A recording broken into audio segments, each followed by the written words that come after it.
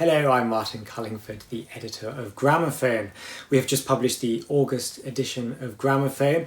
It is a very fine issue, and I'm allowed to say that because, as always, it is the collective effort of a superb team of some of the most inspiring, engaging and perceptive writers on classical music that you will find in any publication, and which it is my ongoing privilege to publish in our pages. This month's cover story is an in-depth 12-page focus on live streaming of concerts and opera. I suspect, like many people, certainly like me, over these past difficult few months of lockdown, the watching of performances online has become an ever increasingly important part of our musical world. So we felt it was a very appropriate time to explore this topic.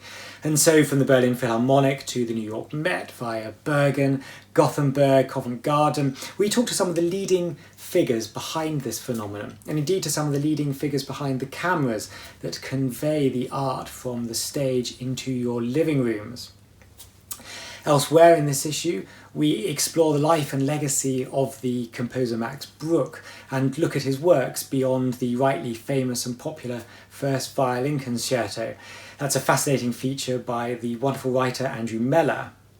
Edward Seckersen, a renowned expert on the music of Leonard Bernstein, talks us through the catalogue of recordings of his eclectic and extraordinary masterpiece Mass and names his recommendation of the recording to hear. We also talk to the tenor Ian Bostridge about the music of Beethoven. And as always, we review the latest classical music releases, and I name 10 of the very finest as our editor's choices this month, which this month comprises music by composers including Dallo Piccola, Debussy, Richard Strauss, Elgar, and much, much more. So, the August issue of Gramophone.